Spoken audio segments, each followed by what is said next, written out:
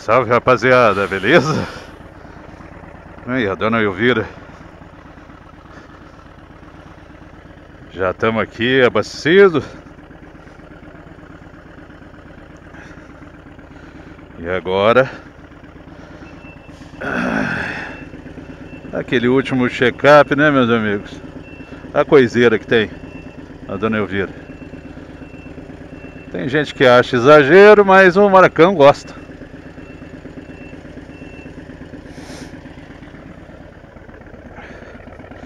Acho que tá tudo ok. Aí, ó.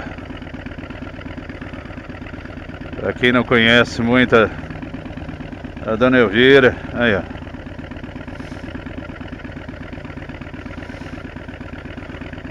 Mas vamos lá. Vamos pegar uma estradinha. Tá frio. Apesar desse solzinho aqui, o frio tá legal. Vamos fazer uns quilômetros de estrada aí.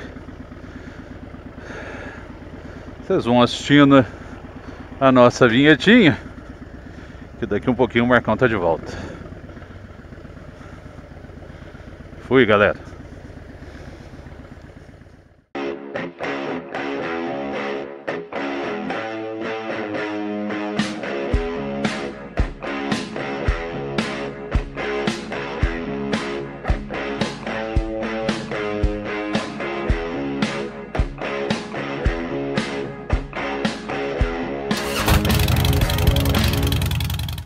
Salve, rapaziada!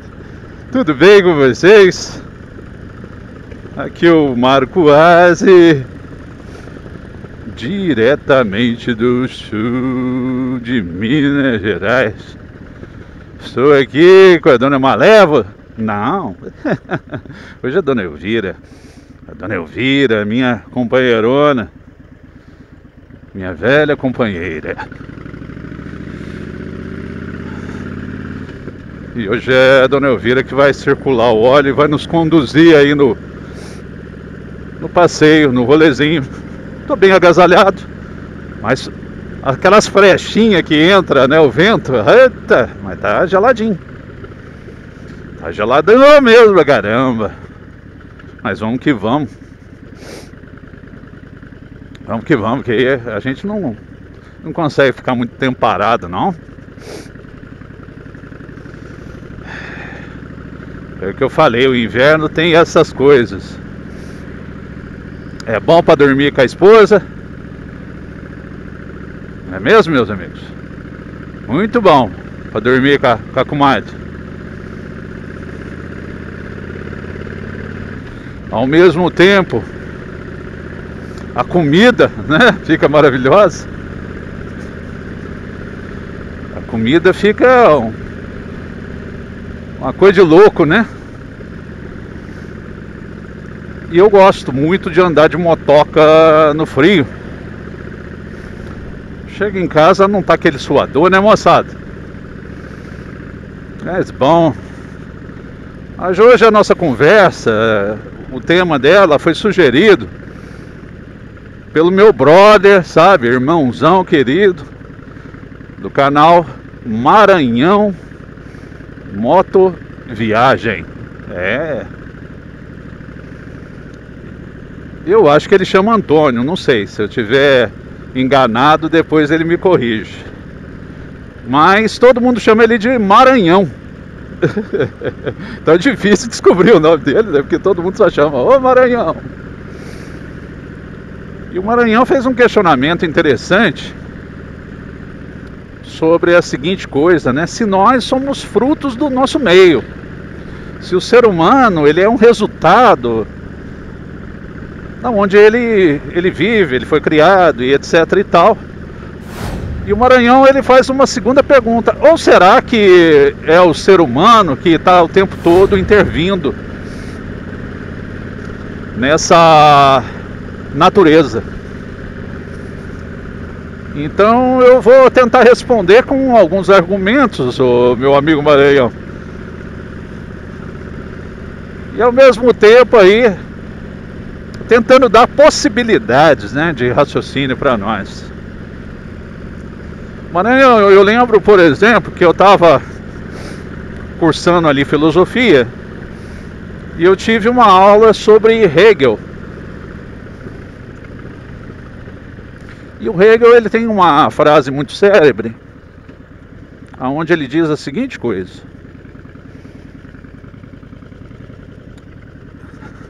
ele diz que a história interfere na razão, bem como a razão interfere na história. Isso é conjunto, não é uma coisa separada. O tempo todo a história está nos modelando, que na antropologia, né, eles falam de processo de aculturação, ou seja, não existe nenhum ser humano sem uma gota de cultura. Lembrando, né, que a palavra cultura vem de plantar. Por isso que a gente chama de raiz cultural. Todos nós temos raízes culturais e identidade cultural, né, que é uma questão de identificação. Alguns não. Por exemplo, você tem brasileiros que se identificam muito mais com a cultura norte-americana do que a nossa aqui nacional, né? Tem gente que gosta inclusive de bater continência para Estátua da Liberdade, para a bandeira dos Estados Unidos. Eu já não, eu sou mais da bandeira nacional mesmo. E tem pessoas também que acreditam assim, que a música, que o cinema norte-americano são infinitamente melhores. Eu tenho as minhas dúvidas. Eu, por exemplo, me identifico um pouco mais com o cinema europeu. O francês é um deles. O alemão também tem produções fenomenais. Mas nós somos ainda mais agora, né, globalizados, seres de uma multiculturalidade e uma globalidade muito grande. Então, antigamente a gente tinha uma cultura mais local, né, mais restrita. Hoje não, hoje o mundo está aberto para nós aí através da web. Mas o Hegel, com esse discurso dessa dialética, ele abriu esse precedente de que a história modela o ser humano. E depois que o Hegel, né, já tinha feito o trabalho dele, os nazistas, por exemplo, se inspiraram um pouco nessa teoria do Hegel. Os nazistas foram um dos que estudaram a tese hegeliana. O Hegel não tinha nada a ver com o nazismo. Os nazistas apenas se apropriaram disso. E o que eles começaram a fazer? Munidos desse conhecimento, eles começaram a destruir tudo das culturas, principalmente a judaica. Então, principalmente queimar livros, pegar e destruir objetos de arte.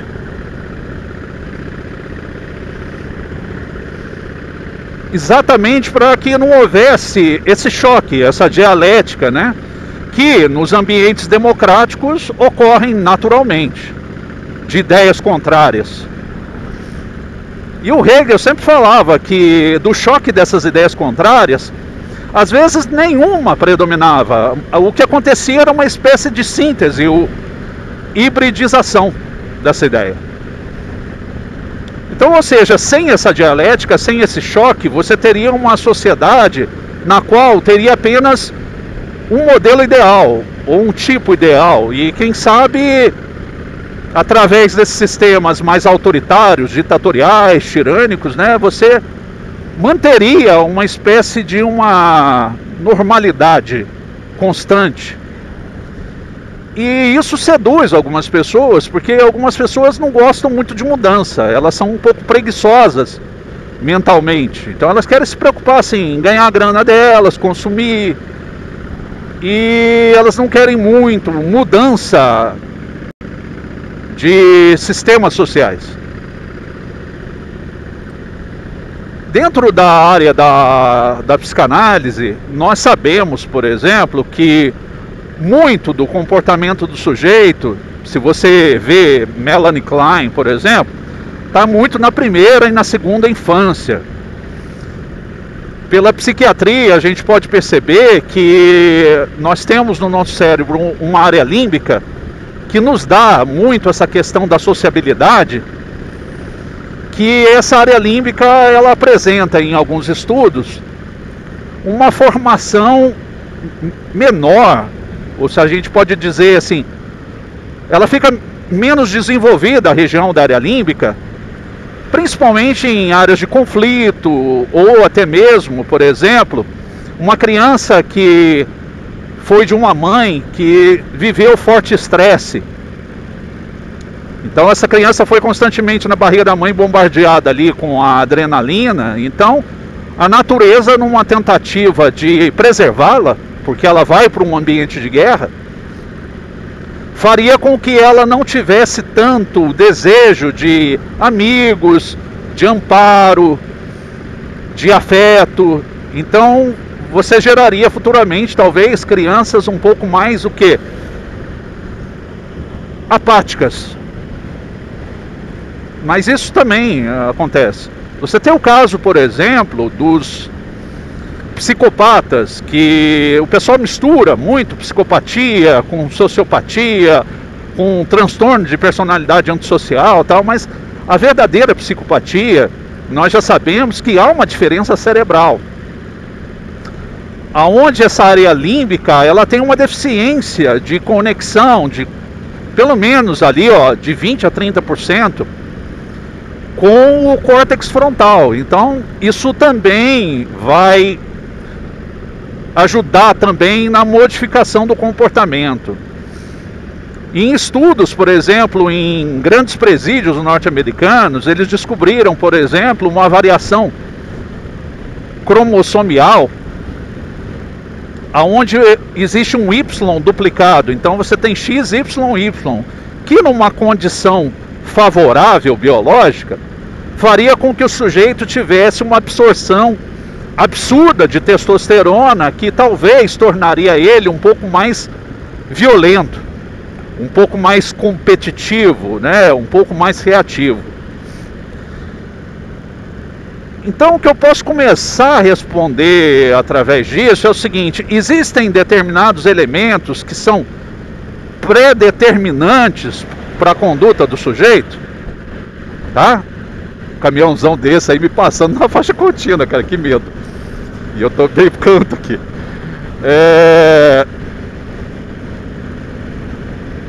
Mas o que eu digo pra vocês é o seguinte. Eita, tá louco, velho.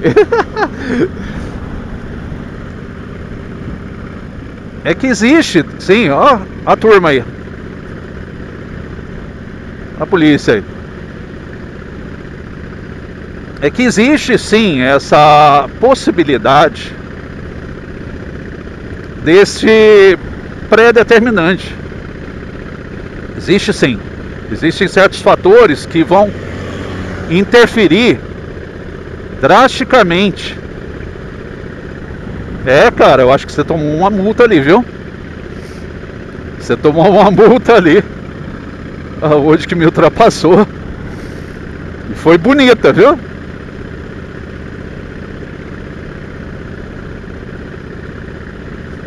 Ai, ai, meus amigos, mas sem dúvida alguma, não é brincadeira não. Então o que eu digo para os senhores é basicamente o seguinte: há elementos também de pré-determinação, seja genética, seja induzida pelo ambiente, que pode realmente intervir. Uma criança, por exemplo, que foi objeto de violências na infância dela, ela pode sim ter algum desfavorecimento ali na maturação da personalidade dela. E sim, pode acontecer esse tipo de coisa. Nós sabemos hoje em dia, né, a questão da própria sexualidade, que a sexualidade, ela é uma condicionante, ela não é uma opção. Apesar de muitos ainda combaterem isso, mas isso é uma coisa que está muito consolidada já nos nossos estudos. Mas ainda falam, por exemplo, de cura gay, sendo que A grande parte majoritária da ciência séria, não é essa ciência de pilantragem que a gente vê, demonstra um pouco isso. Mas nós sim, nós através da nossa vontade estamos constantemente alterando a realidade à nossa volta, e ainda bem, porque através desta vontade nós conseguimos combater algumas atrocidades, como escravidão, por exemplo. A escravidão é uma aberração humana. E ainda bem que o ser humano conseguiu, através do próprio desenvolvimento da racionalidade dele, da ciência, deixar de justificar algumas teorias que eram terríveis, como de superioridade étnica, né? Alguns defendiam, por exemplo, uma superioridade ali dos europeus em relação principalmente aos africanos. Então essa coisa acabou levando, por exemplo, o Hitler a buscar superioridade, assim, de uma raça, igual ele falava. Então isso é muito terrível. Isso é profundamente desumano e, por que não, impertinente. Muitíssimo impertinente. Mas outras coisas também gradualmente foram mudando e mostram claramente essa teoria hegeliana dessa dialética, onde ele fala, existe sempre uma tese dominante, um momento, né? Existe depois uma antítese, né? Que é uma antitese, é uma nova ideia que brota, revolucionária.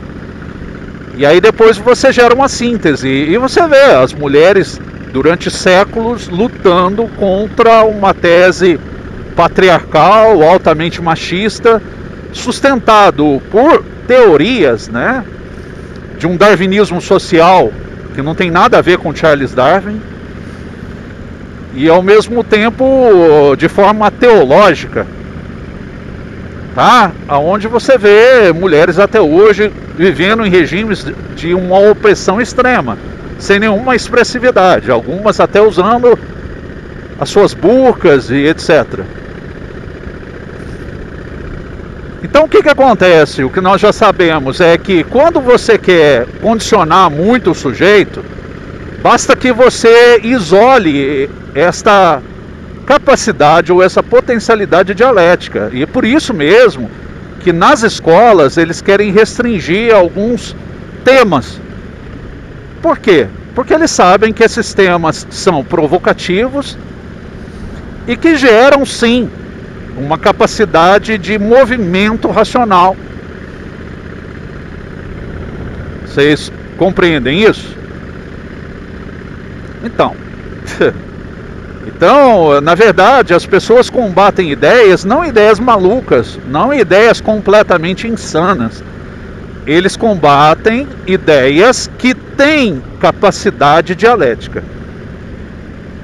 Então nós temos aí uma série de teorias dentro da sociologia, da antropologia, da filosofia, da psicanálise, que são teorias altamente combatidas, principalmente por conservadores. E lembrando, o conservador necessariamente ele quer conservar um sistema social, político e dentro de uma categoria hierárquica e, por que não, de privilégios. O conservador não vai querer conservar aquilo que o oprime. Muitas vezes, quando isso acontece, é porque o sujeito está em profunda alienação. É quando de fato tá esse bombardeio massivo, né,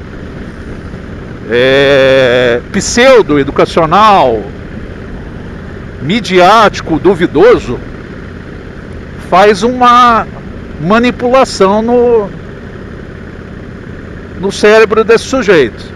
Não que o cérebro dele mude, mas ele se condiciona através de reforços.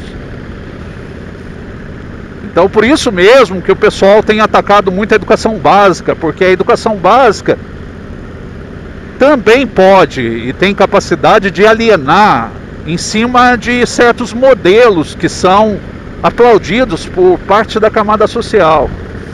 Então por isso mesmo que você vai ver nos livros infantis modelos de princesa, modelos de príncipe, que não vão ser para todas as crianças, que vão ser apenas para parte das crianças.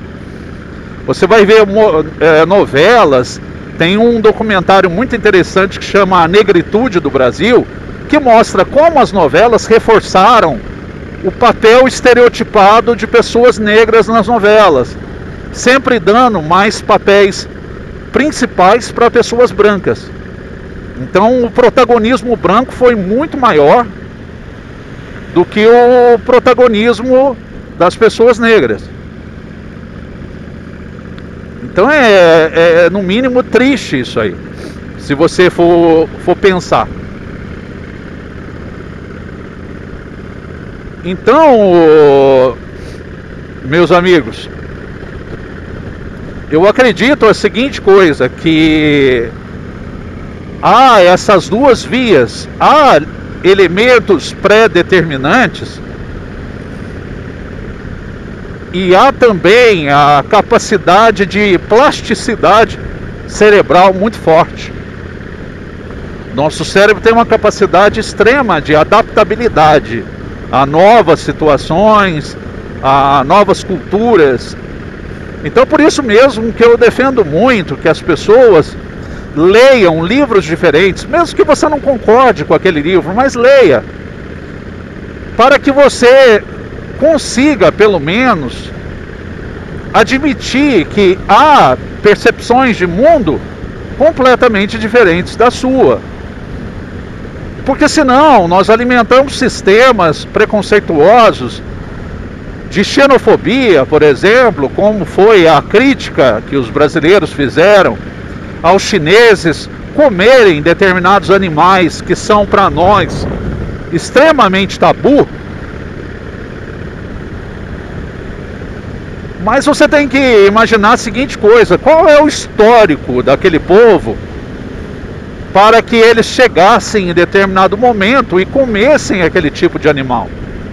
Lembra que nós, seres humanos, nós não temos uma estrutura anatômica, biológica, muito favorável a comer carne.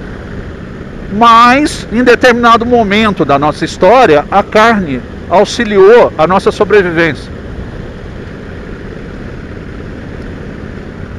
Então é isso, meus amigos. Tá um dia bonito pra caramba, né, cara? Olha, o céu azul, tá uma maravilha. Hoje eu vou esticar ali, até bem mais à frente. Mas o que eu tenho realmente a dizer para os senhores, basicamente, é isso. Mas quanto mais eu mergulho na psicanálise, mais eu observo o quanto as primeiras imagos ou imagens ou impressões, elas são muito fortes na vida de um sujeito. E o quanto é difícil, muitas das vezes, reconfigurar, principalmente experiências traumáticas. Não é fácil você reconfigurar e dar um plus de plasticidade a alguém que passou por momentos muito complicados, como um sequestro muito violento, ou mesmo, por exemplo, por uma violência sexual, um estupro, que é muito complicado, porque estas impressões, elas ficam muito fortes, muito reforçadas. A energia que foi dispensada naquele momento, na configuração daquela imagem, foi muito pesada, foi muito intensa, e evidentemente vai ficar muito reforçada. E por isso mesmo, eu como terapeuta, eu tento influenciar um pouco, dar uma espécie de força extra, para que o meu paciente ele consiga observar sobre outras perspectivas, sobre outras impressões no mesmo momento. Porque aquela impressão específica, ela já está ali muito determinada pelo próprio trauma. Compreenderam, meus amigos? Então, Meus queridinhos amigos. É isso aí. Curte o vidinho do Marcão. Curte o vídeo do Marcão. Ao mesmo tempo, meus amigos, se inscreve no canal.